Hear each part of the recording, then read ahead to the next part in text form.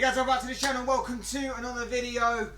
Liverpool Football Club, the club that I love, the club that I've supported for the 26 years of my existence, are in the mud. They are dead in the water, it seems. They are just lacking in every area that has made Liverpool so great these past several years under Jurgen Klopp. And I, for one, and I know a lot of people obviously are sick of it, definitely sick of this. Didn't want to make this video, didn't think I'd have to in this current Liverpool era of success under Jurgen Klopp.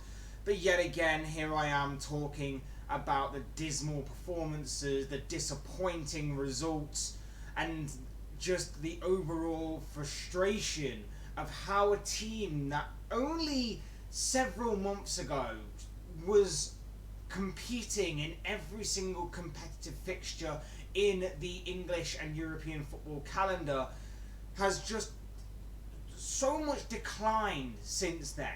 The amount of decline, the amount of falling off this team has done since then has been unbelievable.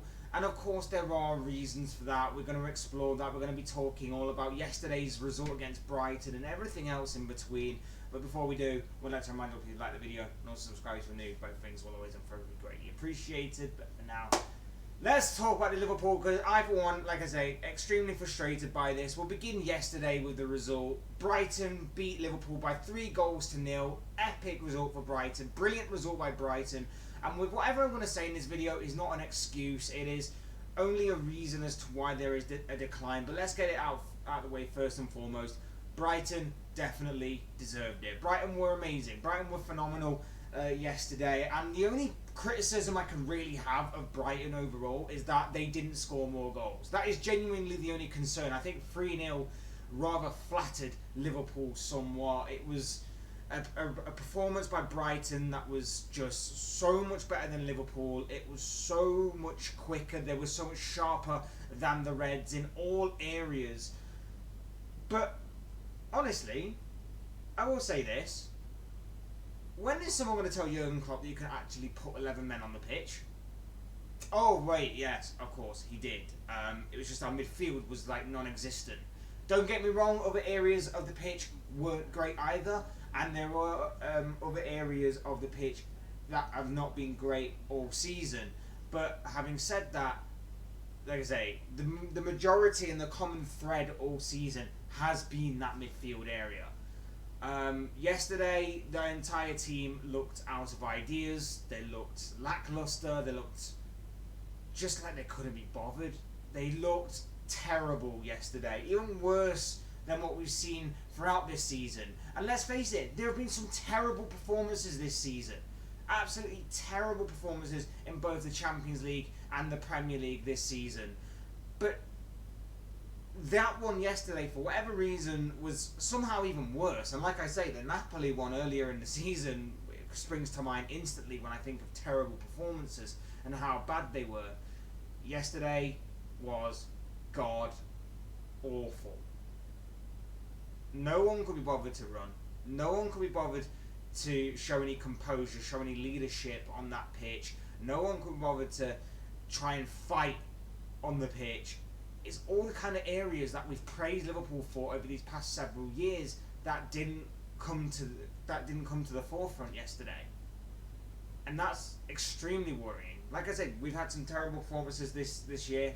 We've been terrible, really, since the World Cup break. People were saying that we were looking a bit better before the World Cup break, and there was a certain level of degree of acceptance to that before the World Cup we were looking pretty good. Maybe it did come at the wrong time, and even after the World Cup we did get a couple of wins, but the performances weren't great. The performances in those games were pretty terrible, and I kept saying, like, I reckon we just need them couple of results to grind out before our confidence level builds up again and we start to show the good performances that we have done in the previous years. Shake off a bit of rustiness from the World Cup or whatever it was.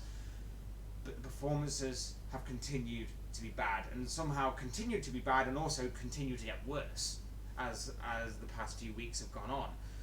We got lucky against Leicester. Extremely lucky. 2 own goals to win it by 2-1. Extremely lucky.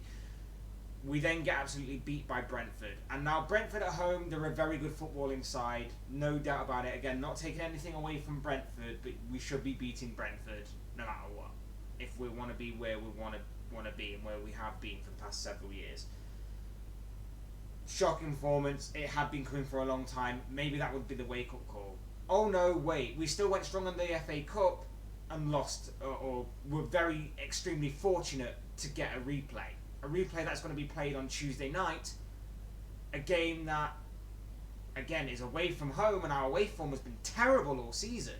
Going into this Brighton game, you know, you could say that Brighton's home form wasn't particularly great either, but they are still a good footballing side.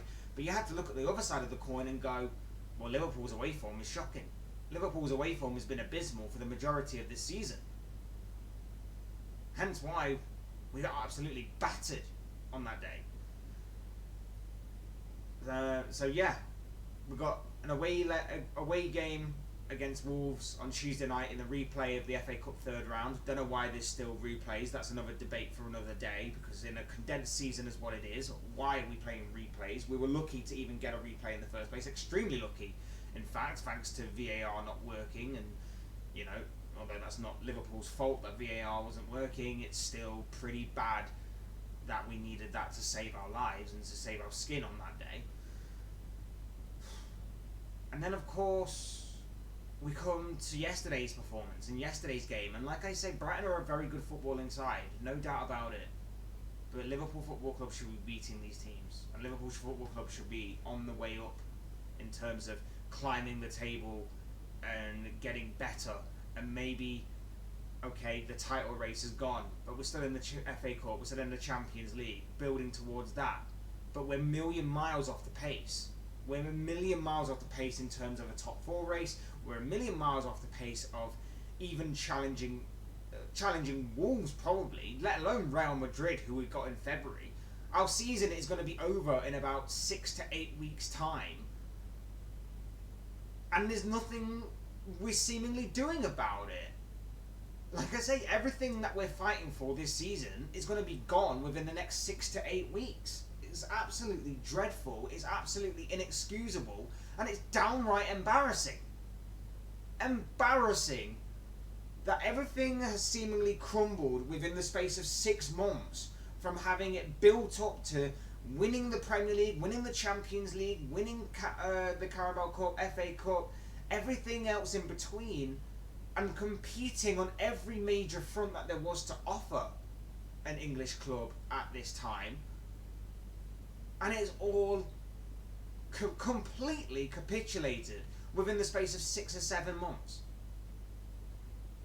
Inexcusable, pathetic. And like I say, the one main area of weakness is the midfield. And I remember Gary Neville a couple of years ago, I think, I could be wrong, could be like 3 or 4 or maybe even 1 year ago, saying Liverpool's strength is their midfield. And I had to look, and I had to take a step back and think about that. And he's right. Liverpool's strength is the midfield. The whole system of Jurgen Klopp, the whole tactical analysis of Jurgen Klopp relies around having the absolute engine room running like a well-oiled machine. The midfield has to be perfect. It has to know when to press, know when to pass, know when to shift the ball onto the more creative players. Because let's face it, they're not exactly, or haven't been creative players. Thiago obviously is the exception to that rule. He's very creative in that aspect. But before then, it wasn't exactly creative, it was industrious. And in doing that, obviously, it was a major strength. But when they weren't working together is when they had the poor performances. And we saw that occasionally throughout the years, and it was kind of worrying back then that, you know, occasionally a team would turn up and they played well against us. Teams usually had 2 ways of playing against us. It would either sit back deep and try and hit us on the counter-attack or with a set piece or something, or they could try their luck and go punch for punch with us. Often they'd lose either way because we would find a way to win eventually, but now they're doing it more frequently. And it's not like they're going punch for punch either, because we're missing all our punches. So they're just ducking and diving our punches and knocking us out constantly, round after round after round. And it's, like I say, it's humiliating. It's embarrassing that we're being played out of our own game when we used to bully teams, we used to press them, we used to be intense, we used to be very physical, we could move the ball quickly through their lines and everything. And one of the things that I've always praised Liverpool for over these past several years is the fact that on the pitch, whether it be the players, or off the pitch, whether it be the managers and the coaches, if we ever did face a difficult team that were playing very well against us, we would often find tactical ways of beating that team in the end. Whether it be, like I say, for the players on the pitch for their individual brilliance, or whether it be for the coaches and finding some sort of tactical weakness in the armour of our opponents. We're not doing that anymore. We look out of ideas. We look like we're blowing up within the first 10 minutes of a game, and then after that it's basically just, oh, we've got to get through another 80 minutes or so. We look completely dead in the water, and if the coaches and Liverpool and everybody else can't see that we need players this January, I don't know what will make them, because this is only going to get worse before it gets better before the end of the season. Like I say, there'll be a few games where we might get a few good results here and there. You know, maybe the home games especially might carry us through a little bit. But no team fears us anymore. No team fears Liverpool anymore, and it's all gone to pieces completely. And like I say, yesterday just took the biscuit for me. Just absolutely was shocking to see. And yeah, a lot of blame, and obviously Klopp came out after the game and took responsibility. And of course, when you're facing the media and when you're the face of the operation, facing that media, of course you're going to have to take that blame, and he did take the blame and the responsibility yesterday, and rightfully so. Like, everybody in that club should take responsibility from the top to the bottom of how poor they've been this season, how poor their recent performances have been especially. But Klopp should, simply for the reason of certain team selections this season not going to plan, certain substitutions not going to plan, tactical analysis being, maybe you could say, a little stale, but also not complying with what Liverpool have. If you remember at the beginning of the season, Liverpool's main concern was midfield. Like, we bought Darwin Núñez, we bought a backup right back for Trent Alexander-Arnold. We bought obviously we bought Luis Diaz in January and everything, and we got rid of a few players. And the one major concern was midfield. Our concern for the majority was midfield, needing to perhaps bring in another midfielder just to freshen it up till the next one. Obviously we had a plan A in Chouinemi, who then eventually went to Real Madrid. I, like maybe a few other Liverpool fans as well, underestimated how bad our midfield would be. I don't think anyone really saw the complete drop-off in midfield that was going to be happening this season. But it has happened. The midfield is completely dropped. Like I say, you can also pinpoint some of the defence as well, the defence issues. You can also pinpoint some of the striking issues. But let's face it, goal scoring hasn't really been a major problem this season. It has been in the odd few games here and there. Yesterday, of course, being an example. But Liverpool are still pretty high when it comes to goal scoring for the campaign for this season. Midfield has been obviously the major issue. And like I say, I for one underestimated how bad Liverpool's midfield would be. And then obviously later on in the season I made a video saying I was wrong and that we need to buy a midfielder. And how do you solve an injury crisis of a midfield? By bringing in an injury-prone midfielder who I think's only played not even 20 minutes of football in a red shirt. I think Klopp has to take responsibility, obviously along with everybody else, coaching-wise and everything, because whilst it's easy for me to say that I underestimated it, I don't have the access to the statistical or scientific analysis and stats and everything else that go along with that that these guys do, and they talk every day in training. They watch them every day in training, and they couldn't figure out that the most important area of this Jurgen Klopp side, the most important part of this Jurgen Klopp squad, the most important part of this Jurgen Klopp tactics and strategy and system all rely on that midfield area being at tip-top condition, being at the peak of their powers, being hungry, being driven, being determined, and just making the right decisions, because none of that is evident. None of that passion, none of that hunger, none of that desire is evident in any of our players. Not just the midfield, any one of our players. You get the odd individual performance here and there in certain games. I think Alisson has been incredible all season, and I do feel sorry for Alisson because I think he's been an absolute star all season for Liverpool, and I think he's been the best player for Liverpool by a million miles. But what does that say about the whole squad, that your goalkeeper is taking that kind of accolade? It says you've been crap all season.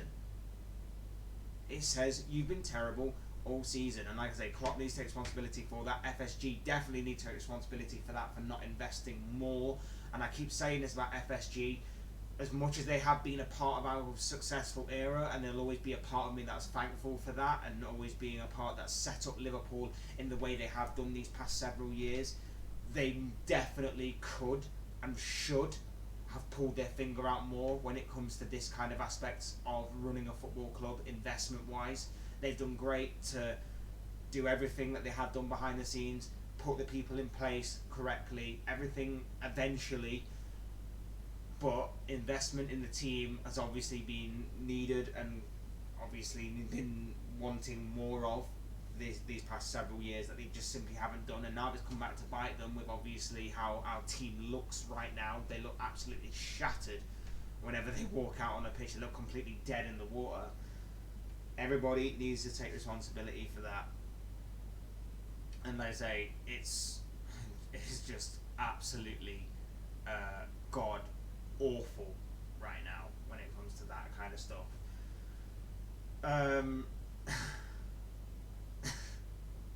God awful, just absolutely god awful. And I say, everybody needs to take responsibility for that. The players need to take responsibility for their antics on the pitch.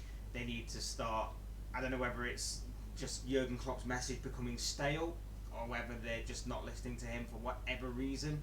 Something is clear. There's clearly a loose connection there between manager and players. There's clearly something obviously going off with the board and everybody and the ownership and everything. And we know that obviously there's been talk of a change of ownership, but everything's gone quiet ever since. And now I know that Liverpool like to keep their cards close to their chest on all things in recent years. But we as fans have a right to know and deserve to know if anything obviously has changed in that regard. And I say not only that, but in terms of this season, we are in desperate need of recruitment, investment, if we are to try and salvage something from this campaign. And that doesn't look like, in any way, shape or form, it's going to be happening. We have this whole idea of, we have a list of players that are on plan A, we have a list of players that are on plan B, and that's it. If we ever lose a plan A, we're going to go to our plan B. But the plan B normally isn't till the following season. For example, like I said earlier, we missed out on Chouinemi. Chouinemi seemed to be our plan A midfielder. Our plan B midfielder seems to be Bellingham. But we're going to be waiting on Bellingham till the summer. What are we going to entice Bellingham to come to Liverpool for, when you've got teams like Real Madrid and probably Manchester City, and even Man United probably could come in for him at some point, coming in for him probably at the end of the season? How are Liverpool going to entice Bellingham to come to Liverpool when we may not even get, when we may not get Champions League football, we may not probably even get Europa League football? Not that we really want to be in it anyway, but we're probably not going to get it. And what about Europa Conference League? I don't want to be in that competition as much as anyone, but we're probably not even good enough to get that right now. It's incredible, the drop off in this. Absolutely incredible. And I say, Everybody needs to take responsibility, and we need to get some clarity on this. And really, like I say, Klopp needs to try something different. It's clearly not working. It's clearly not working, this whole formation. And like I said, the main stem of it is from the midfield. That's the whole nucleus of it. That's the important part of it. He needs to change it up. He needs to change it up, whether it's changing formation, whether it's changing the personnel. Because no one in that midfield is playing well right now. No one in that midfield is playing well right now. Why not just throw a couple of kids in there? They can't be any worse than what we're seeing right now. They can't be any worse than what we're seeing from Jordan Henderson or even Fabinho for the most part of this season. And as much as I love Thiago, he's getting bullied. He's getting bullied. The intensity is gone. The pressing has gone. Everything has gone from what has made Liverpool so great these past several years. And it's incredibly frustrating that it's happened so quickly, and it's incredibly frustrating that when you look around some of the other teams as well, you're seeing the rebuild of Arsenal and they're top of the table right now. You're seeing the rebuild of Manchester United, and it was in slight controversial circumstances, but they beat Manchester City yesterday, and City are dropping points more this season than they have done in the past few years, and that's incredibly frustrating in its own, when obviously Liverpool have been chasing them at 100 mile an hour. But we're not bothered about the title race because we're not in it. We're not in the title race. We shouldn't be there looking at the title race. We should be looking at our own problems. We can't even enjoy Everton's demise right now. And believe me, looking over at it, it's funny from a Liverpool fan's perspective, but we can't enjoy even that for a little bit because of how bad our club is right now. Because of how bad it is. Like I say, something needs to change personnel-wise. Whether what we have within our squad, within our academy, something needs to change. There needs to be a roll of the dice here from Jurgen Klopp. He can't keep going with the same tried and tested ones of previous years, because they just can't. They just don't seem to be able to cut it anymore. At least not on a consistent level, anyway. Something needs to change. Whether it's bringing in someone from the academy, whether it's bringing in a couple of players from elsewhere in the transfer market that's still open for another couple of weeks. It needs to change, and he needs to drop this loyalty thing to his players that have obviously got him this far, and he needs to really he needs to really stop being stubborn. And for those that are calling for Jurgen Klopp to be out of this club and to get sacked and everything, my question to you is, who would you bring in? Seriously, who would you bring in, managerial-wise, that could fix this squad? Because I don't think you can. I don't think you can, so therefore I don't see the point in that. I do think he needs to be criticised. I do think he needs to be under a little bit of pressure. But if you're saying sacking him right now, there's no one out there that's gonna take the reins and make this team better in its current state without big investment. And I mean big investment. I mean ripping out that entire midfield and starting again. I mean strengthening in depth. And another thing, the medical side. The medical side of things. I understand, right, that with the amount of pressing and the amount of intensity that Liverpool play with, you're obviously more likely to risk injury. I get that. But how is it this season, where we've pretty much had stats come out saying we've been outrun and out-battled and everything else that goes along with the physical side of the game, outmaneuvered, whatever you want to call it, by every team in the Premier League, and we're still picking up numerous amounts of injuries, an ever-growing amount of injuries. Now, I know a couple of them are unfortunate. I know, like, Luis Diaz, for example, is unfortunate. I know Virgil van Dijk seems a bit unfortunate, but honestly, I wouldn't be surprised if it came out that Van Dijk was carrying an injury throughout the season, and it's just gone. Because of, obviously, the World Cup happening, He wanted to be a part of it. I wouldn't be surprised if it came out that he's been carrying an injury since then. Wouldn't honestly be surprised by that whatsoever. I just want to know why our medical team constantly has these things. I want to know why Roberto Firmino, who was injured on obviously the Premier League resuming and everything, was only set to be out for about 10 days. I want to know why he's still not back with his squad yet. How did an injury that only lasted 10 days become a month? And counting, by the way. How did that happen? Who is our medical team? Honestly, I've got a feeling like our medical team just either can't tell their ass from their elbow, or our medical team just looks at like the wrong hamstring, for example. Coincidentally, of course, Roberto Firmino's injury is a hamstring injury, so it wouldn't actually surprise me if they did look at the wrong hamstring and go, yeah, you'll be out for about 10 days, and then go, oh no, wait, it's the wrong hamstring, you're actually going to be out for another month or so. It seems like we've got frigging Dr. Nick from The Simpsons as part of our medical team. It honestly baffles me. There's so many things that internally are right now wrong with this club, and it, like I say, baffles the mind for me.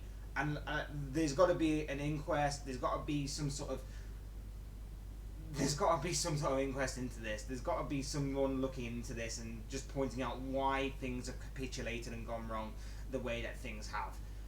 Like I say, we're not even halfway through the season yet, and I'm looking ahead towards the next international break, and I never thought I'd ever say that as a Liverpool fan.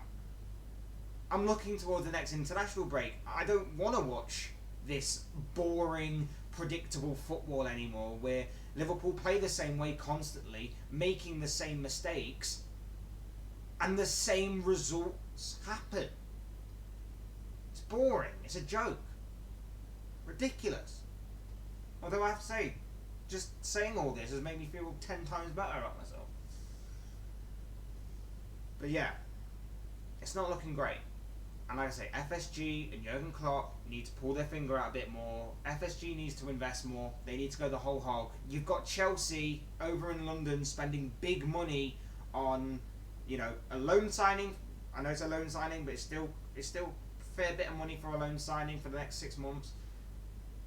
And you got like this young kid who obviously Chelsea have hijacked. They're talking about Enzo Fernandez. They're talking about this player. They're talking about that player. Todd Bowley spent more in the past 7 months than Liverpool have over the past 6 to 7 years. It's frustrating. You're looking at all these other teams that are rebuilding and doing things, and we're stagnating. And like I say, I was wrong for underestimating that point earlier on in the campaign. I'm not underestimating it anymore. I was wrong to be blinded a little bit by just blind faith in our manager, who, like I say, I think deserves it for the most part. But at the same time, we're starting to see now the cracks are showing. And as I say, something needs to be done about it. But as I always say, these are just the thoughts, comments, opinions, predictions, feelings, whatever you want to call it, of this guy. I don't know what you guys think. What do you make of the current situation regarding Liverpool Football Club? The amount of frustration Liverpool fans are going through right now, the abysmal performances, the terrible results.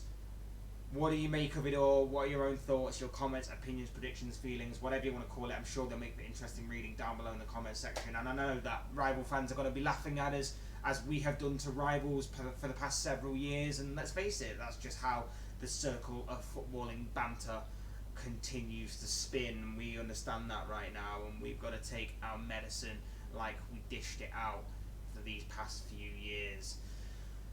Otherwise, hit that like button on the left, enjoy the video, subscribe if you're new, want to see more content like this. Both things always and forever be greatly appreciated. And as I always say, thank you all so much for watching and listening. I've been Fletch. This has been another Fletch Talks video. Fingers crossed things can only get better from here for Liverpool, and especially if you're a Liverpool fan like myself. We'll see how it goes. Thank you all for watching and listening, and I'll see you again soon in another video.